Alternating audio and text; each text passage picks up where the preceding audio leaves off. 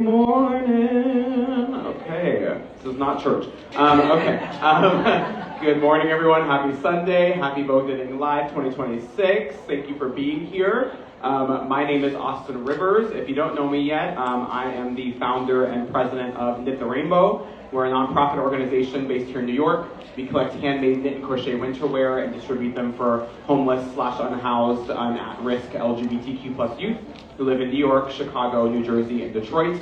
Hopefully expanding to include a couple more cities this year, like Philly, Boston, and Washington, D.C. If you know people in those areas, send them over to Knit the Rainbow's table, because we're actively looking for partners in those three cities. So just a little thing about Knit the Rainbow there. If you want to learn more about myself or any of these amazing nonprofit organizations, most of us are out in the 5th floor outside of the marketplace in the nonprofits and guilds section, and one of us is in the 5th floor marketplace. So stop by and learn more about our organization, sign up for our newsletters, and follow us on socials, and you're going to learn more about all the great work that these nonprofits are doing in our community and around. So thanks for being here on your Sunday morning. So I'm excited to be joined by 4 fiber arts-based nonprofit organizations that are not just here in New York, kind of all around the United States and national. I'm going to let each of them introduce themselves. So if you could introduce yourself and tell us a little bit about your personal fiber story, and then we'll get into your organizations. Whoever wants to start? I guess, Camryn, you have the mic first, so if you want to jump in. That's very true. Hi, everyone. Good morning. My name is Camryn Easley. I am the founder and president of Not Okay Club. We are a fiber arts organization that promotes community care and creative wellness for Black women. And my fiber story is actually that I learned how to crochet the first time when I was in 3rd grade, which was very fun. I used to bring my crochet to school until everyone started bullying me and calling me a grandma. And yeah, because it's like you're doing that instead of running around playing in the dirt. But I really enjoyed it, but I ended up stopping for a really long time. And then in 2022, my grandfather passed away, and I was experiencing a lot of grief and anxiety, and I needed something to help with my mental health. So I had seen a few videos online of people crocheting their own clothes, so I picked crochet back up in 2022 to help me with anxiety and depression, and it really helped a lot. So that led towards forming the organization. Thanks, Camryn. My name is Beth Talisman. I'm from the suburbs of Philly, and I'm here representing the Loose Ends Project, which is virtual. We are in 80+ countries around the world, and we're an organization of probably close to 40,000 craftivists individually who do something textile oriented. It can be knit, crochet, it can be quilt, it can be embroidery, and we finish projects that are left behind by those who have passed away or those who are unable to finish their projects due to physical impairment or visual impairment or mentation impairment. I personally have been crocheting, knitting, sewing, embroidery, cross-stitching, making a mess since I was probably about 8 years old, taught by my grandmother, taught by my mother. It has now skipped a generation with my children, so that's how I ended up getting involved with it. Thank you, Ed. Hi, I'm Barb Demarest, the founder of Knitted Knockers Support Foundation, which are breast prosthetics for women who have had a mastectomy. They're given away free, and they're all made by volunteers. So my start with knitting and crocheting was with my mother. And my earliest memory is of sitting close to my mother on the sofa and us both knitting. And I would be so close to her, she'd say, "Barbara, move over, you got the whole sofa." But somehow this connection with my mom, still to this day, she's been gone many years, it just is a lovely connection. And she was a knitter, a crocheter. I do both. My heart is with knitting because that was my first one, but I love them both. Thanks, Barbara.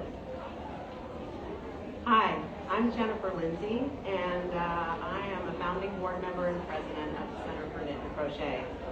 I'm really happy to be here with all of you this morning. My fiber story is probably similar to a lot of you and a lot of folks up here in that I learned a lot of different fiber skills from women in my family, both sides of the family, multiple generations. I've been doing all types of fiber crafts since I was a little child.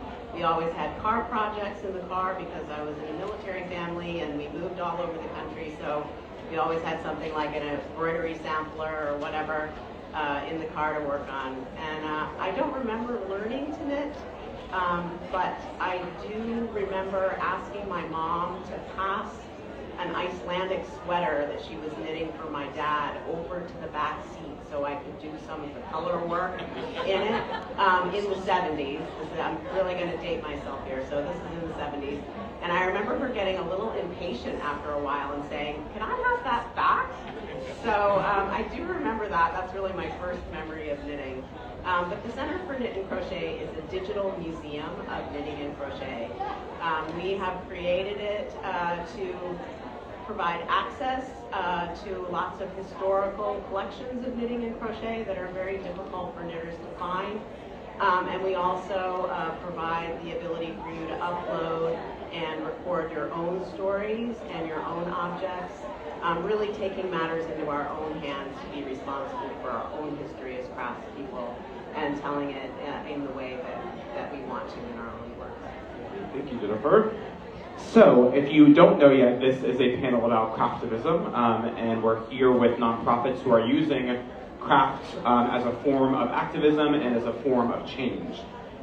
So for each of you, what inspired you to use fiber arts as a medium for activism and or change, and how has that led into the work that you're doing today? And whoever wants to get started.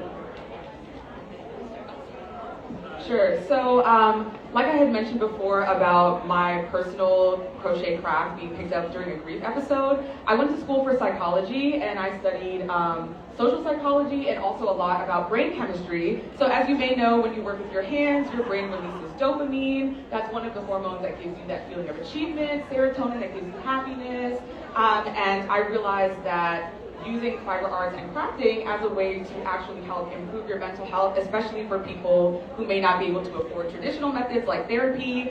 They could do crafting, and as well as we were facing a lot of isolation after the COVID pandemic. Once quarantines were lifted, a lot of people didn't have many social options as well. And as we know, being isolated can really exacerbate symptoms of mental illness. So by bringing people together and working on the craft, I really thought that was a double whammy of brain chemistry as well as social movements, social organizations. And although our members of our organization are Black women, we partner with other fiber arts organizations to have public events that are open to everyone. And so in that way, we were able to not only strengthen community within our same demographic, but to work across demographics as well to build solidarity in our area as well as nationwide, because we do have chapters in other states and internationally. Thank you. So for me, I found out about the Loose Ends Project when I lost my job. And I had moved from one city to another because I have things happening intergenerationally in my family. As you can see, I'm beyond dyeing my hair at this point, as many of us are. But for me, it was really an important connection to my family and to the women in my family. And I read about it online. Thank God for social media. Thank God for it during the pandemic. And I actually got connected to a needlepoint project. I do needlepoint in addition to knitting. And the person said, "I hope you are okay with this. It's a piece of Judaica that needs to be finished." And I mean, that is a real honor to finish something like that for their family. And it just made such a difference to my mental health, being between things, working on all of this stuff intergenerationally. And that's the reason why this specific act, Craftivism, appeals to me, and that's the reason why I do it. Thank you. Really powerful. Thanks, Beth. Well, my story with Craftivism began when I heard the words that no woman wants to hear, that I had breast cancer. And after having a mastectomy and not being able to be immediately restored, I was quite distressed, wondering what I was going to do to look normal, to go back to work. And my dear friend knit me a knitted knocker. And this knitted knocker represented not only a wonderful prosthesis that is soft and light, and I could wear it in my normal, regular bra, so it had a sense of normalcy, but it also represented care. My friend had taken the time to make a difference for me, and it changed everything for me. I know that sounds dramatic, but immediately I thought we need to make these and have them available in doctors' offices so we can have these available when a woman is going through that difficult time. Also, what we discovered though when we started doing that was that not only did the women just totally love these, but the people making them, it brought passion and purpose into their life, knowing that their craft and their willing hands could be transformative to others. And so it brought passion and purpose. So that was the beginning of Knitted Knockers about 14 plus years ago. And we've since given away over 1 million free knitted knockers, all made by volunteers. Wow. Yeah, I'm hearing passion, I'm hearing purpose, I'm hearing community. These are all just spotlight words for you about why we all feel that craftivism is a beautiful way to move forward and create change in the world. How about you, Jennifer? So, I'm a founding board member of the Center for Knit and Crochet. The organization was established in 2012, and at that time I was just finishing graduate school. I had had a lot of trouble finding access to knitted items in museums and collections to write about for my graduate research. I had to get money in order to travel to see certain items, and coming from the museum profession, I understand that museums are in the business of sharing information. If they don't have information about objects in their collections, they are not going to share them. So knitting, which is disregarded, the stories of makers are often lost. We don't record a lot about the techniques that were used or the creative inspiration for pieces, or their family history, or even that somebody else may have made them entirely, like a traveling itinerant maker could have made a lot of the items and we don't even know that. So I felt like when I was talking with some of my original colleagues about developing a museum for knitting and crochet, I wanted it to really address and redress the lack of care and information about things in museum collections, the inability to really democratize access to those collections because our field relies on scholarship in order to get things exhibited. And we just need to inspire the next generation of scholars, make it as easy as possible for them to get excited about something and create something new. So the Center for Knit and Crochet has 3 digital collections that you can use freely. It's a public resource. We are a nonprofit incorporated in the state of Wisconsin. And now you can look at objects on your phone. You can do research in some library and museum collections that are open access through our interface. We are starting to put collections of private collectors on there that have never been seen before. And we do have the community collection where you can add and upload your own stories. And we feel like this process will redress a lot of inequities in our field, make things more accessible, and really help us to create a more complete and inclusive history of our crafts, and that activity should really be in our own hands. And I love that. Some more spotlight words. You have inclusion, you have access, we have education, just all different beautiful words that our different organizations represent and why we feel that craftivism is a beautiful way to move forward with change. So from here forward, we're going to have more of a kind of a casual chat, so we don't have to go in order. Not everyone has to answer every question, kind of whatever you're inspired by over the next couple questions. So if everyone wants to chat, we can, but no one has to answer every question here. So I just wanted this to kind of be a more casual chat here. So what do you think has been the most meaningful impact of your work in the work of your organizations? This can be either the impact on the communities you serve, or kind of the impact in the broader craftivism sector, impact in the broader movement for social justice.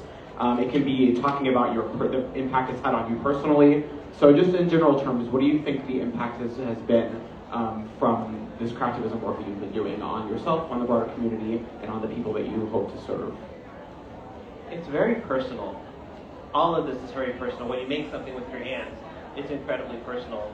And our issue has been not that we don't have enough craftivists. We have 35,000 people around the world in 80 different countries waiting to finish things that are unfinished. The issue is, how do we get the unfinished pieces that are sitting in closets and in other people's knitting bags or wherever, and how do we close that circle for the families? How do we make that happen for the families and get them to our database of all of these wonderful people? Sometimes it's too personal. Sometimes it's just too personal. Sometimes it's something that's not together enough to be able to take care of. Everybody wants to be an activist, I think. That's the other piece of it that's important. That's why there's 35,000 people waiting for projects. But not everybody wants to let go because of the connection to the family member that it belongs to. Thank you for pointing that out. With Knitted Knockers, there's 3 elements that I have seen through my years of sharing the opportunity to help others. One is the recipient, a woman going through a very life-changing event of dealing with cancer and body change and impact of that. It's a very emotional, difficult time, and with 1 out of 8 women having breast cancer in their life, we all pretty much know somebody. We want to help, but we don't always know how. And so the recipients of these Knitted Knockers, we hear from women all the time about how they just can't believe that a complete stranger would care enough to make this personal gift of comfort and dignity to them. So that's one really important element.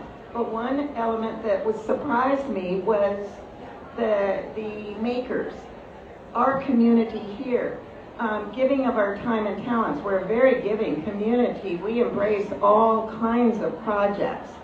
And we would hear from people over and over how it has brought purpose back into their life, knowing that their craft, they can do this seemingly little thing and have a significant impact on others. So it has brought that healing element. And then the medical profession, hearing from them the opportunity to share these gifts of comfort, dignity at the most tender time of a woman's cancer journey, to be able to bring these gifts out and let them select, oh, I want that purple one, or I want this brown one, that sort of thing. The joy it brings to the medical profession to be able to bring this practical gift. So I see those 3 parts, those elements, as having a significant impact from our craft. That's really great. I really like what you said the last part. I think for us, one of the biggest impacts that we've been able to have on the community is always immediate, because right after the meetups that we have in person, lots of people will thank us, and the types of words that they use when they describe their experience, having a time where they're able to meet up with other Black fiber artists, they use words like, I felt so welcome, I felt so well taken care of. That's what someone said at our last meetup, and it really stuck with me. I felt prioritized, I felt like I was at home here, and a lot of people are very surprised to hear because there's a little bit of a misconception in the fiber arts world about who is participating in fiber arts, and so it's very uncommon for there to be a fiber arts organization that is dedicated to having Black women in fiber arts come together. And so one of the biggest things we hear is that people are just surprised when we find other Black fiber artists and say, hey, do you want to come? We have these meetups. They're shocked that someone even thought about them enough, and they will share stories with us about other groups that they've tried to join and how they've been excluded in those areas. And I did DEI consulting for a couple of years until from 2020 to later 2024-ish, by the time they canceled our last contract, because I think that for some people, unfortunately, diversity and inclusion is a little bit of a trend. It's something that comes and goes whenever they feel like there is a need for it socially, or if they want to signal that they are someone who can support people of color. But by having an organization that is actually focused on that and dedicated to that, it's the opposite messaging of what we get in society, that nobody cares about you. No, you cannot experience luxury of really nice yarn, and all you have to do is focus on work and survival, and we're not protecting you, we're not providing for you. So being able to say the opposite and say, hey, here in this space, you are protected, you are provided for, we know what you're going through, we care about you, we're the same as you. It's a really impactful, meaningful experience for everyone. Wow, yeah, I can't agree more. I think something like You Matter feels very present for the craftivist mind, because it helps both the craftivist and the people that we're serving feel like they matter, because most individuals know that a handmade garment takes time, and that it takes love, and it takes sweat and tears, and the time to pick out a pattern, and to pick out the yarn, and to sit down and dedicate time to do something like this on a daily basis. So both the craftivist and the people being served feel that sense of matter, and I think that's really important on both ends.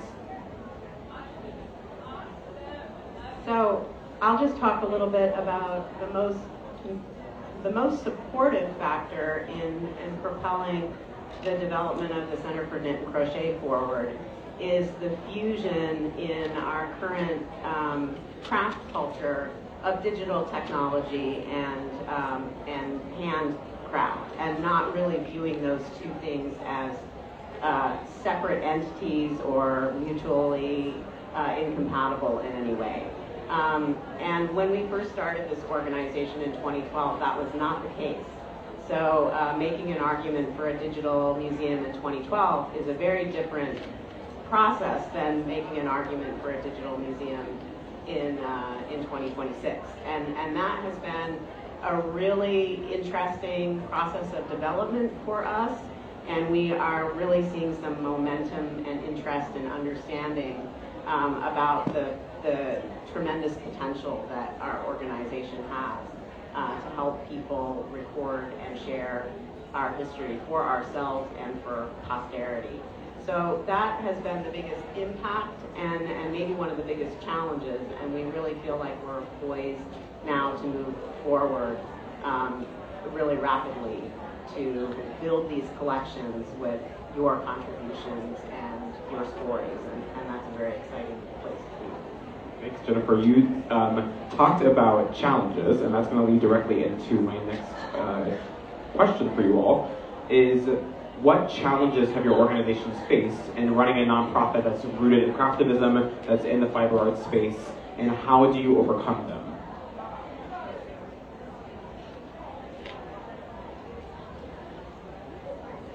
The digital technology is the way that we overcome it, but in many instances, nonprofits start out locally, and then they expand to more cities. Yep.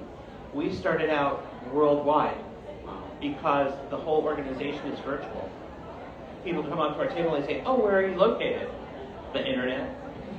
So how do you make that connection and build that community on a local level, on even a one-to-one basis with people, so that they feel strongly about the work that they're doing and the reason why they're doing it? If there's not like a door you can go knock on, or can we have a meetup? So that's been a challenge, and so we're sort of almost retrofitting the organization. We're creating what we call loops, part of loose ends, loops, that are regional to do physical work like envelope stuffing and mailings and things like that, to do fundraising, to do outreach for projects. So do we have people who are social workers who work with elders where they can gather projects in a particular area? Sometimes it's trial and error, because this didn't exist before we built it. Yours didn't exist before you built it. So it's sort of about how do you take that idea and take it to the next step.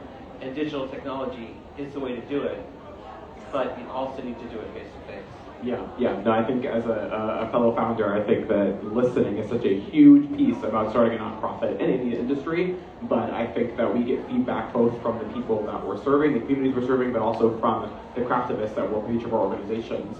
And it takes time, though. We listen and we try to adjust things. And like at the Rainbow, for example, one of the biggest changes that we made was we work with an organization called Crafting Change. I don't know if any of you have heard of Crafting Change. They have inventory sheets when they collect winter wear from or garments from their clients, and that was something that we stole. I was like, oh, well, we should have inventory sheets, because why would I have volunteers coming over, unpacking boxes, and then counting every piece of garment that we get, as opposed to the people who send them already know how much they're sending, so they can just write it down for us, and then we can just put it right to our computer system. So listening is a huge piece, I think, of learning and growing as a nonprofit organization. Thanks for pointing that out. Other thoughts about challenges that you faced? Yeah, I think a challenge that we probably all have faced running nonprofits is the challenge of getting funding. And being able to afford the operations, of your organization, especially for us, because all of our events and resources are free to members. there's a saying that like free is not really free. Like there are hours and hours of labor that goes into it. There are costs that we incur, and we've been operating for 3 going on 4 years with no funding at all.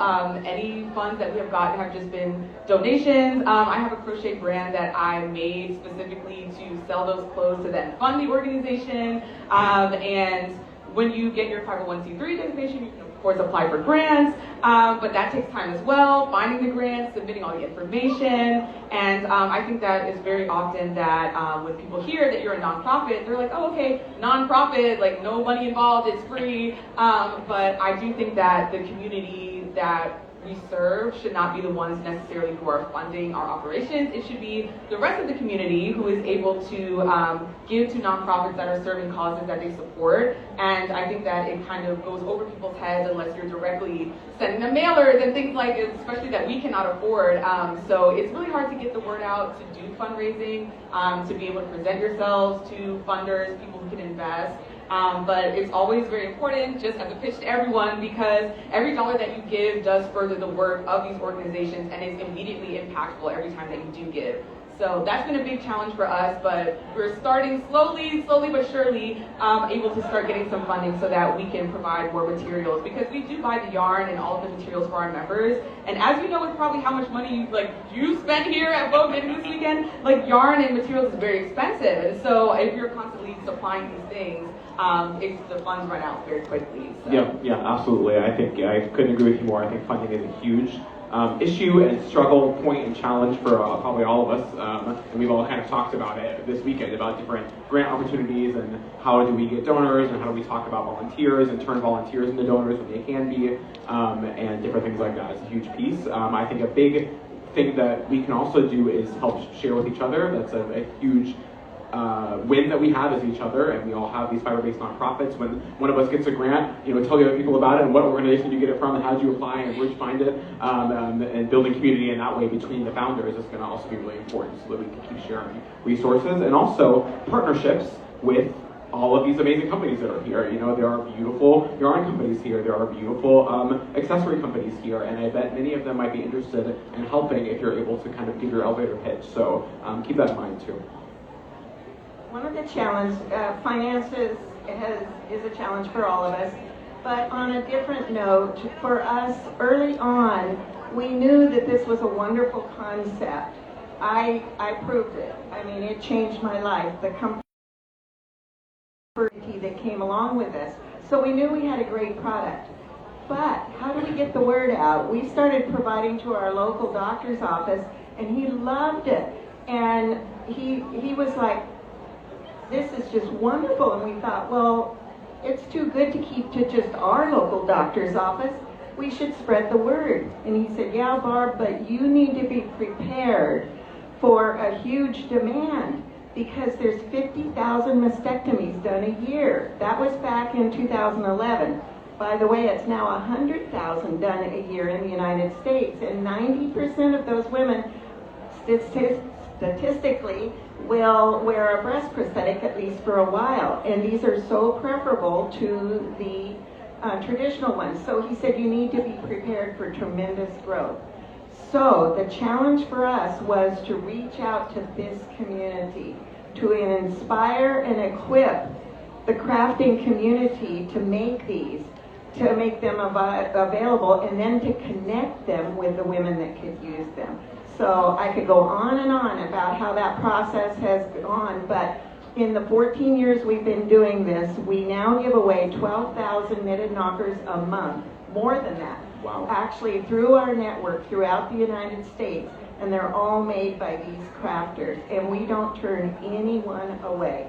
So it's the challenge was slow and steady and keeping it in order. Get the crafting community involved before we get the word out and the demand. Wow, very smart, yes. Slow and steady seems to be a theme from all of us. Is to learn and then slowly incorporate and make changes when we can. Yeah. I would say slow and steady is important. I was just going to talk about, from the perspective of the Center for Knit and Crochet, certainly one of our first challenges was the challenge of access. We wanted to give people access to digital collections that were available for them to research and enjoy based on their own interests, to try to stimulate more scholarship, more enjoyment, more inspiration. And we feel like we have made tremendous steps in doing that, in providing the access. The next thing that we have to really deal with is awareness. We want to make people aware that these free resources exist, that they're there for you, and that as individuals you can look up topics of interest to you and find out what the history of those topics is in our craft and how you are contributing to advancing that history. And I would argue that everybody here on this panel who is doing creative work could add things or have people who are making things within their organizations add things to our resource. There is a long history of charitable knitting, and it's well documented in some of our historical collections that are available. And I would argue that the charitable work that's being done here is part of that history. And, new invention and new innovation in the history of charitable knitting that is as important to the history of knitting as Red Cross knitting and, all of these other projects that were done historically. And we need to keep showing that that innovation is happening. In addition, we need to be aware that a lot of print materials and objects are disappearing faster than we can record them. And the sooner we get them moved into a digital realm, the faster we are going to be able to capitalize on our own history and our own labor. And, things like doilies that end up in Goodwill and then in a landfill. One of those doilies could have a completely original edging that's going to be lost forever. And we are the people that care about those things. We are the people that need to save those things and digitize them. So that awareness is really important. And finally, the agency piece, and that's what we're really working on. It is not easy to sit down and document a story about your grandmother's Afghan. I will tell you that from experience. We do not have a lot of people who have actually done that. But it is vital work. And to all of you who would go home and put your grandmother's doily on or your first sweater, one of my board members put on her first knitting at 7 years of age. And people are not learning like Barb got to learn next to her mom. They're learning online. How do they ever know what a first swatch of knitting looks like? And people will say to me, well, I don't think my work is museum worthy. Your work, whatever it is, even your 7-year-old first swatch, is our history. We decide what is our history. These resources are there so you can decide. I'm not here to tell you what is museum worthy. Our community tells us what's museum worthy. Our members of a community tell us what's museum worthy by preserving what they think is important. So I hope all of you will take that away with you. The Center for Knit and Crochet is for you, and to record what you think is important about our craft and its history. Oh, that was so important. Yes, I got goosebumps listening to that. Thank you so much. Anyone have any follow-up or anything to add to that before I head into the next topic? No? Okay, lovely. Talking about the future of your organizations is cool, it's exciting, it can be scary, it can be overwhelming, but I'm going to ask you anyways to think about it. What do you think the future of your organization looks like? And then how do you hope the future of the craftivism industry and world looks like? Both and. I have the mic, so I'll start. I hope that I'm put out of business. But I don't see it. If somebody had said to me in 2011 that you will end up giving 1 million of these away free, I would have said they were nuts. And I hear from people all the time saying, Barb, if you knew, or did you ever guess that you would grow to this, be in 76 countries and 2,400 medical facilities, all this? And I said, no, and I'm glad I didn't, because I wouldn't have started. It's just too intimidating, but there's a lesson in that. You just do what you can and you take a step forward. But for the future, I am just stunned that our trajectory after 14 years is still upward. And we're able to meet that need of 12 to 14,000 a month going out because of the crafting community committing and catching the vision and engaging. And so I have a hopeful vision for the future, that we will continue to be able to meet the demand that is out there. Those 100,000 women this next year that are going to have a mastectomy, if they want a free gift of comfort and dignity, that we will be able to provide it. That's our future. I love that. Thank you. And your thoughts? What's the future of your organization look like? The future is bright because we do have thousands of people who want to do the work. I just wanted to jump in here. Don't ever say that your work is not good enough. She was talking about, putting your work online. Don't ever tell us at Loose Ends that, oh, I'm not a good enough knitter, crocheter, embroiderer, or whatever. Get involved. For us, it's about reaching people to bring in the projects and make those intergenerational connections. And unfortunately, it is. It's about money and finding new ways to make things happen. We had Joanne's as a major funding source for our organization. All that money went away. So for us, it's about how do we do more with less, and how do we do it creatively in a way that everybody can be involved. If you feel like, if you're one of those people who says, my crafting's not good enough, find another way to get involved. Do you work at a library? Do you work at a senior center? Do you work in a yarn store? Promote us. So everybody's craftivism looks different, and everybody has a set of skills that can be put into, we can all make red hats, for instance, So find your space is what I'm saying. I think that's the future of it for people. Yeah, couldn't agree more. Find your space. There are so many different ways to get involved. Each of our organizations have different ways that you can get involved. Some of them are a little similar, but some of them are very, very different ways that you can contribute. And also, there are tons more ways you can contribute outside of our 5 organizations. Other thoughts on the future? Yes, I think that for Not Okay Club, our future is going to be one, establishing as many chapters in as many places as we can. Right now we do have a lot of members throughout the country and internationally, but we don't have enough people in those areas to establish it as a chapter. So I do want for us to be able to reach as many Black women as possible, as well as working with other organizations in those areas as well. But as a broader picture for craftivism in general, I would like to see more representation of Black women and Black people in fiber arts, helping to kind of break some of that stigma that fiber arts is not for everybody, because it absolutely is.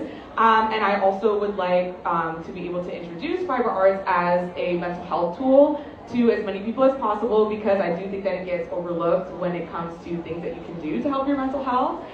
So I do think that having a little bit more of the inclusion that comes with the diversity, equity, and inclusion would be very helpful. And I think that that's something that's already, there's been a lot of progress made towards that, but I would definitely like to see more and to be able to see that reflected in spaces like this and also online. And when it comes to opportunities that are presented to creators and to people getting involved with organizations, that we will not be overlooked. And not just us, there are plenty of other crafting groups for POC, for other minority groups, for religious groups, things like that. And so that all of those different specialty demographic groups will be considered just as valid as other organizations as well. Yes, love that. Representation matters. I love that. Thank you. So we're working on the next step of our vision. We do have these collections that we've built. We're sharing in collections from private collectors now that have never been seen, and we're working with some private collectors. These collectors are just like us. They're people who have fallen in love with coverlets and rescued piles of coverlets from Goodwill and estate sales because they couldn't bear to see them just disappear. A lot of us are in that boat, whether we have 5 items or 105 items. This collecting is going on amongst our community, and it would be lovely if that was better reflected in the Center for Knit and Crochet's collections.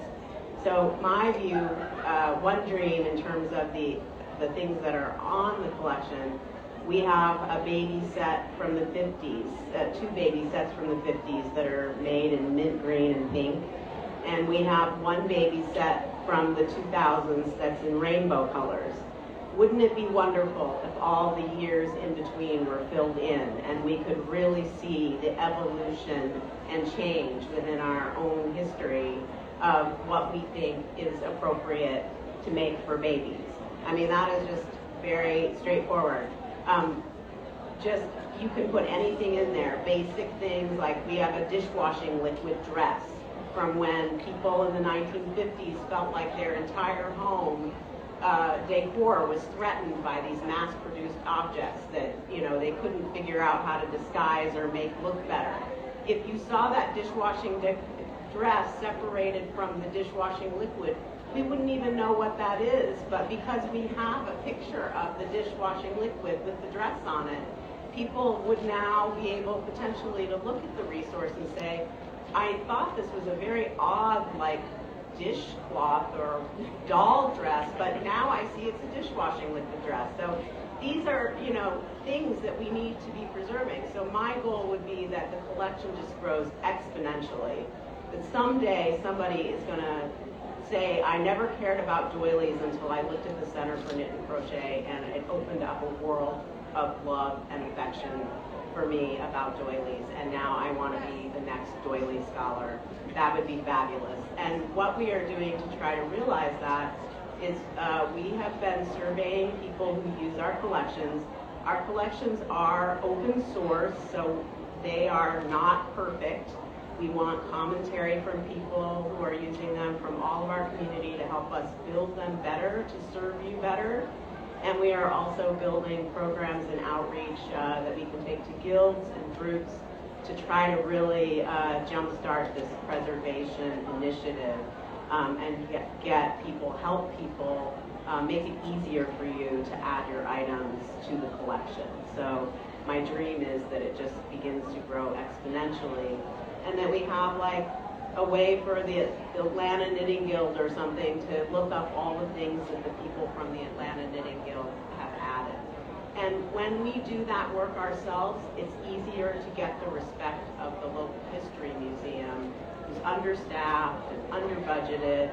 If you can go to them and say, look, we have 50 fabulous items that we think should be preserved in our local history museum. We've already done the work for you. You just need to take the objects. That makes it much easier for our history, the way we've interpreted it, to be included in museum collections and shown to the public. Oh, thank you so much for sharing that. So I have two more questions for you all. The first being, you know, I would imagine that everyone here probably already qualifies as a craftivist because they're here interested in craftivism, listening to us talk about it. I'm sure each of them in some way has already been involved in one of our 5 organizations, and if not, they're probably ready to do so now. But what advice would you give to someone looking to combine their passion for fiber arts with activism or with nonprofit work, with change work, as people who are currently dedicating their whole lives or part of their lives to craftivism and nonprofit work? What advice would you give to someone who's looking to get involved? Okay, if you are looking to get involved, I think one of the points that we brought up is like find your area. So if you're someone who's a maker, definitely looking for places where you can donate your makes, things like that. But I also think that people kind of overlook the collaboration aspect of just you working with another group. So for example, Not Okay Club is about to have a Learn to Crochet workshop, but the entrance to that workshop is donating non-perishables so that we can restock one of our local non-perishable food pantries in Brooklyn.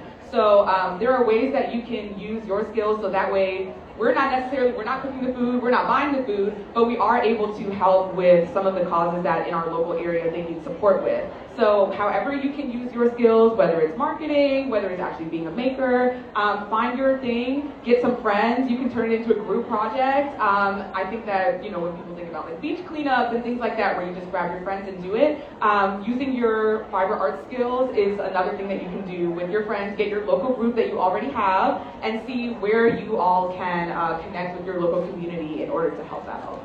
Love that. Couldn't agree more. Other thoughts? What advice do you all have? Just do something. Just do something. It doesn't have to be anything big. It doesn't have to be $1 million. You know, I was able to give my weekend this weekend and come sit behind a table and meet a bunch of really great people and talk about something that's important to me. Yeah. So could you do that? Maybe that's not your thing. Guess what? So if you're sitting at home and making a red hat by yourself and you post it on the internet, you've done something. Find something and do it. Love that. Just do it. To add to that, I hear from people, well, I can't make 1,000 knitted knockers like somebody did. Can you make one? Can you make a pair? You've impacted, you've changed a life with your craft. I think it's a beautiful story of a woman who was knitting knockers for us and she got tired of it. She was like, I have other things I want to make. But you know what she did? She bought the yarn for her sister who was making them. So that was her way of helping out in a very practical way. And I would like to add, our project is a guilt-free project.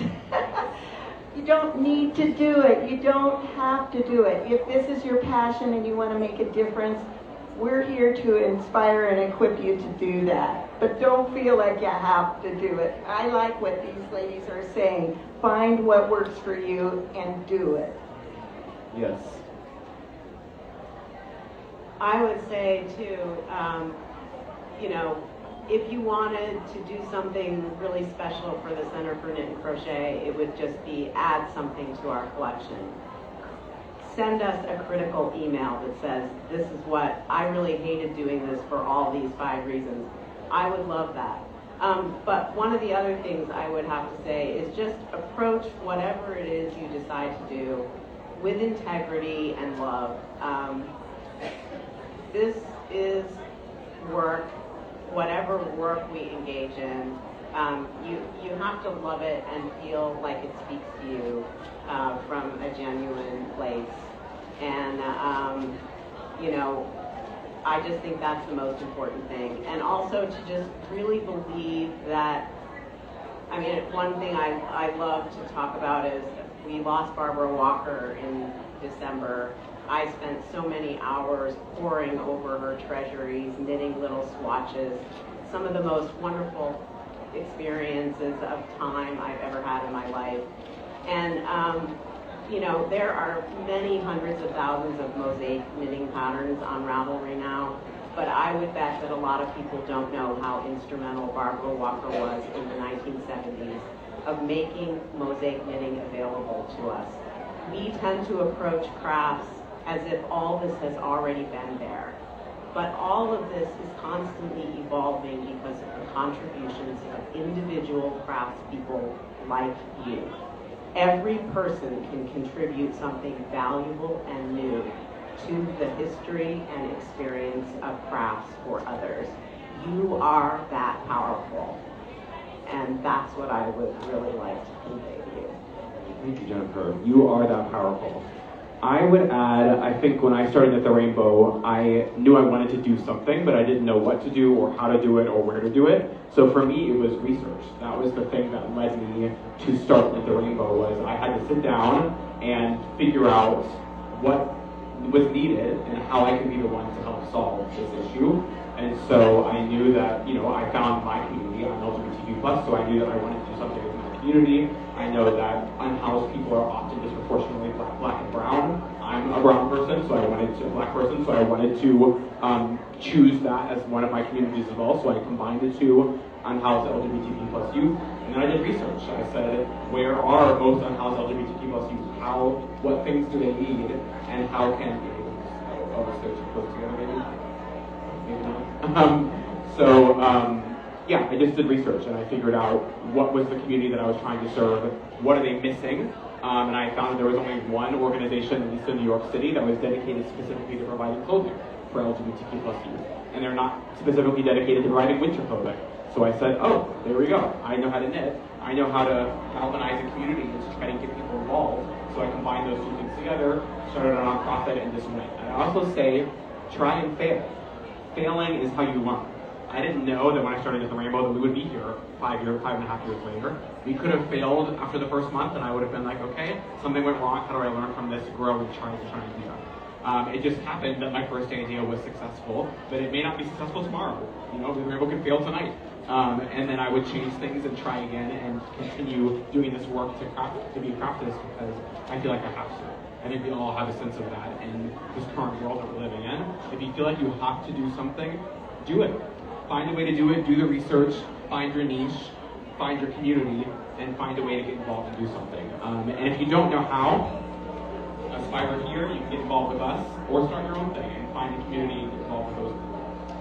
Last question for you all, how can people get involved with your organizations, and where can they find you?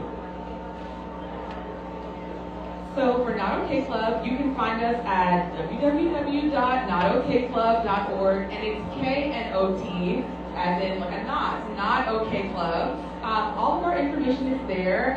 We have our event calendar there, so you'll be able to see when we have events. And we are actively looking for other fiber arts groups, nonprofits, and other businesses that we can partner with in order to have more events, as well as provide more resources to the community. So that would be the number one most immediate impactful thing, as well as just sharing Not Okay Club with any Black fiber artists that you know, but also any fiber artists that you know who would be interested in supporting the cause and helping us out. That's the number one way, and we're the people who have the table that are inside the marketplace on the 5th floor, so you can find us down there if you'd like to talk to us more, and we have QR codes you can scan to make it really easy for you.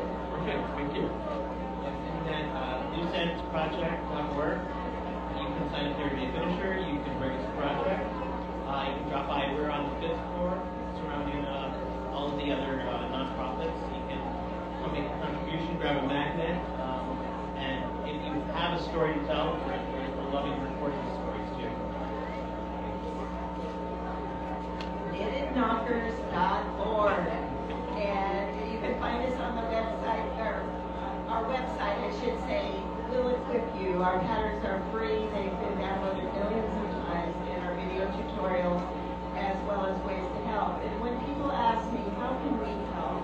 There's 3 ways I like to share. One is if you can knit or crochet, make knockers. We're going to help you do that.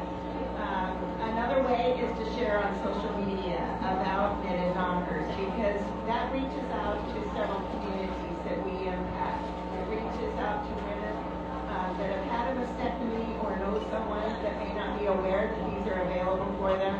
It reaches potential knitters and crocheters. And then my 3rd category is giving.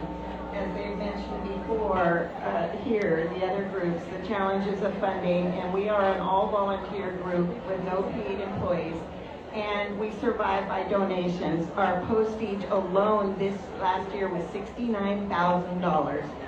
But we have no corporate sponsors, but we are surviving by the generosity of individuals giving. So that's a 3rd way, is giving. We figure it costs about $15 to provide a set of knitted knockers to a woman. Thank you, Barbara. We are at centerforknitandcrochet.org. I would just urge you to take a look at the resources that we are freely providing to the public. Do some searches in the collections, familiarize yourself with what's there. We are a member organization. We are also supported by an all-volunteer board of directors. We're supported by memberships and donations, so join CKC. It's very affordable. We would really appreciate your support. And share that you're using the collections, or share that you've added to the collections so people know they exist, and we can get more people interested in documenting their history through the Center for Knit Crochet. Thank you so much. Thank you, everybody. So if you want to learn more about these organizations, head to their booths on the 5th floor, both inside and outside the marketplace. I just want to give one final shout out to our organizations. Thank you, Jennifer, Barbara, Camryn, and Beth, and each of your organizations. Knit Crochet Center, Knitted Knockers, Not Okay Club, and Loosened Project for the amazing work that you do. Go and learn more and Craftivism.